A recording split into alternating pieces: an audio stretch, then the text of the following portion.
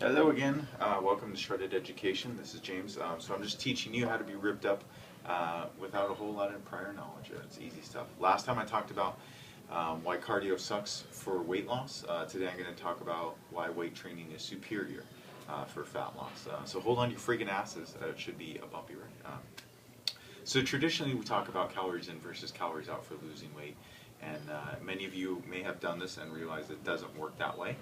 The reason being is because I look at calories available versus calories used. So if I write out the equation, um, we get a pretty long, complex, nasty thing. On the calories available side, it's calories from protein, carbs, and fats, perhaps minus the calories we use from carbohydrates to fuel our daily energies.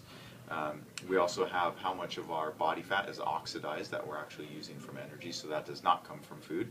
Also, how much of our muscle tissue has been synthesized for amino acids if we don't have enough protein. So again, that could be available to us. We are actually subsisting off of our own body. On the other side, on the calories used side, we have the thermic effect from food, so it takes energy to break food down. We have our BMR, which is just calories from living. We have our daily activities from moving around, brushing our hair, brushing our teeth. We have our activity if we work out inside the gym, anything like that. And we also have things that go to muscle repair, for cellular respiration, regrowth of muscle tissues if we're breaking down. An exercise like EPOC, the harder we exercise, the more calories we're going to expend throughout a 24-hour, 48-hour period. So what the hell does all that mean? Shit, I don't know. But I will tell you this. It is very, very hard to lose fat effectively without a proper diet, going low carb, or inducing some weight training, and this is why. So last time we talked about an aerobic versus an anaerobic energy system. When we lift weights, we're in an anaerobic energy system. We're using carbohydrates for energy. So I want you to think of your muscle tissues like giant balloons, okay? All these things hold glycogen. What the hell is glycogen? Is sugar. Anytime you eat a carbohydrate, it wants to convert to sugar into your bloodstream.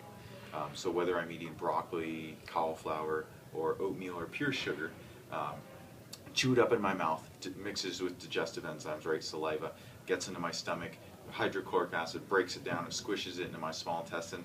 It's broken down enough to where it can uptake it into my small intestines. Once that happens, all the sugar, because this is now converted to sugar, all those carbohydrates, enters my bloodstream.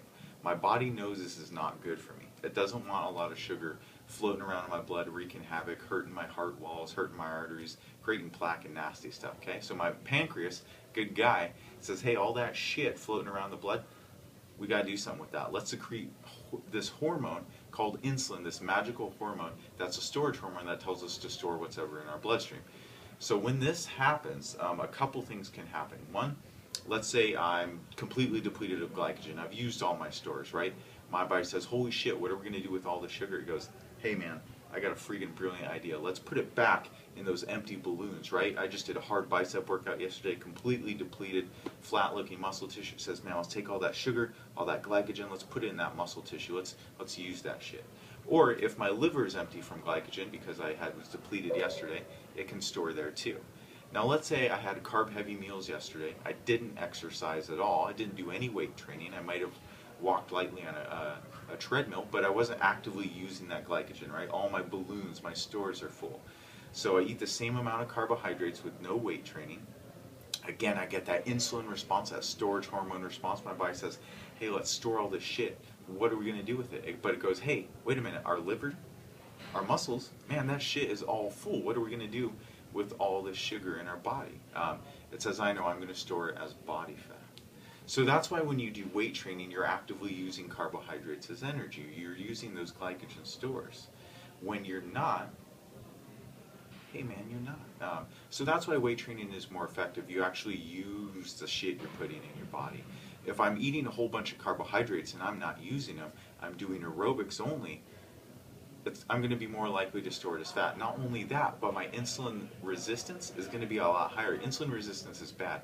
Someone who's very insulin sensitive has a good time. They secrete a little bit amount of insulin in our body, bam, it does the right shit. So that's why weight training is more effective. You're using glycogen for energy. You're replacing it throughout the day. So man, if you're not doing weight training, you're not losing weight, either two things.